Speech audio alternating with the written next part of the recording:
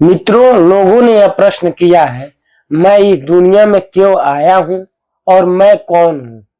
मित्रों, आज हम इसी प्रसंग में बात करेंगे। लोग बार बार यही पूछ रहे हैं कि हम इस दुनिया में क्यों आए हैं और मैं कौन हूं। तो पहला तो ये जान लीजिए कि हम इस दुनिया में क्यों आए हैं। कुछ ये भी कहते हैं कि जब यहाँ बुराइयां हैं, जब हम जो है यहाँ आकर फंस जाते हैं, पिछली जिंदगी क्या है इसे भूल जाते हैं, तो भगवान हमें इस दुनिया में क्यों भेजते हैं और मैं कौन हूं। तो मित्रों, पहली बार आप ये जान लीजिए कि भगवान जो है हमको ही दुनिया में नहीं भेजा है। डायरेक्ट और इनडायरेक्ट आप पढ़े होंगे। एक तरीके से देखा जाए तो भगवान ही भेजे हैं, लेकिन इच्छा उनकी नहीं थी।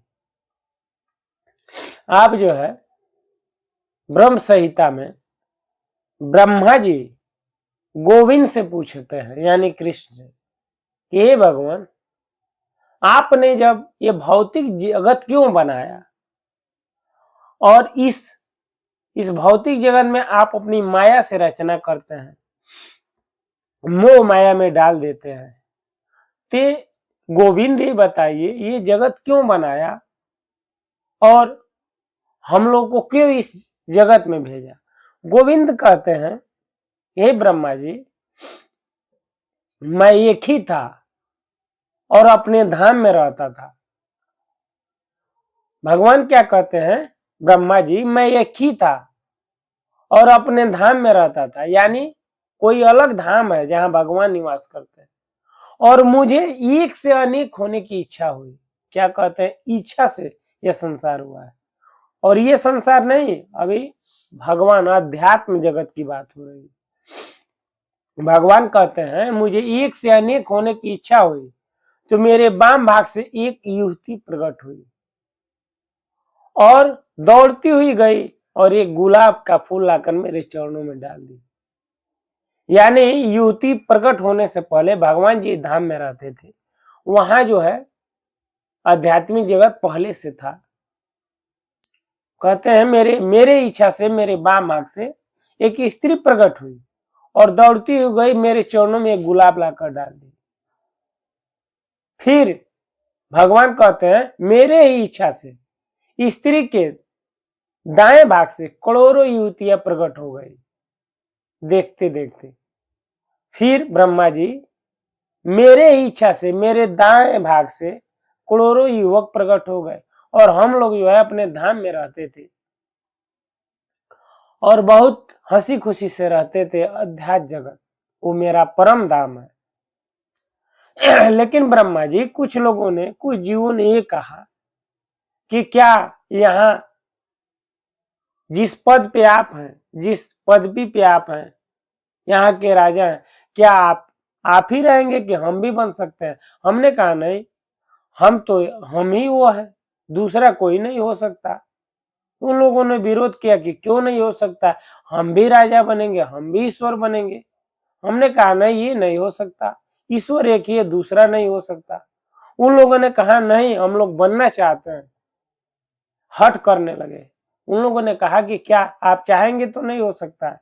तो हमने कहा, ठीक है, इसके लिए भौतिक जगत बनाना होगा जहां हमेशा क्षण क्षण में परिवर्तन होता है, जन्म के बाद मृत्यु, मृत्यु के बाद जन्म, कर्म के अनुसार होता है। मैं भौतिक जगत बना दूंगा, तब वहां तुम लोग जो है राजा भगवान बनते रहना, कभी राजा, कभी प्रजा, कभी सिपाही बनते रहना। भगवान ने कहा भौतिक जगत।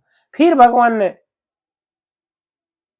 हम सब जीवों के कहने पे ये भौतिक जगत बनाया और कर्मों के अनुसार जो है यहाँ पहली सृष्टि हुई, उसके बाद कर्मों के अनुसार ये चक्र चलता रहा। फिर भगवान ने कहा कि अगर यहाँ बहुत कष्ट है, जिसको यहाँ आना, फिर अपने जगत में आना है, वो मेरी भक्ति करेगा और मुझे याद करेगा, इन बुराइयों से बचेगा, तो जो है फिर वो मेरे धाम को आ सकता है।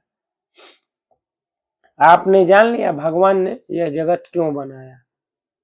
हम इस जगत में क्यों आए, ये तो जान गए। अब हम कौन हैं, ये भी आपने प्रश्न किया। मित्रों, हम जो है ईश्वर के अंश हैं। आपने देखा भगवान ने कहा एक से अनेक होने की इच्छा हुई, तो ईश्वर ने करोड़ों लाखों गिनती नहीं इतने जीव प्रकट कर दिए, और हम भी उनके जो है अंश हैं, और हम जीव आत्मा है।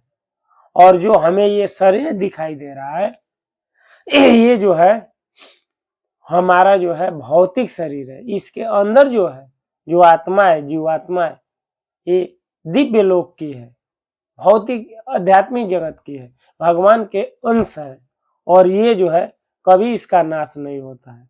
तो मित्रों, हम अपने गलती से यहाँ फंसे हैं। कुछ ये कहते हैं कि भगवान ने हमें फंसा, भगवान कभी किसी को नहीं फंसाते। हम अपने कर्मों के जाल में फंस गए हैं।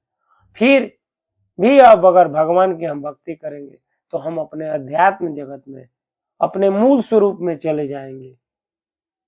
मित्रों, आपने जो ये प्रश्न किया था कि हम इस जगत में क्यों आए, ये आपको हमने बताया। आपने ये भी जान लिया कि हम कौन हैं। तो हम ये शरीर नहीं, हम शरीर में रहने वाली आत्माएं हैं। और कौन है आत्मा? तो भगवान जो ईश्वर है, जो नारायण है, जो कृष्ण है, उनके हम अंश हैं, और वो हमारे अंशी हैं। और हम और वो परम सखा है। जीव आत्मा और ईश्वर का, आत्मा और परमात्मा का रिश्ता बताया गया सखा का होता है। तो हम लोग सनातन सखा है। मित्रों, आपने जो ये 2 प्रश्न किया था, उम्मीद करता हूं आपको इसका उत्तर मिल गया होगा। मित्रों, आज इस वीडियो में इतना ही। अगले वीडियो में फिर मिलते हैं। तब तक के लिए हरे कृष्णा, राम राम जी, नमस्कार, प्रणाम।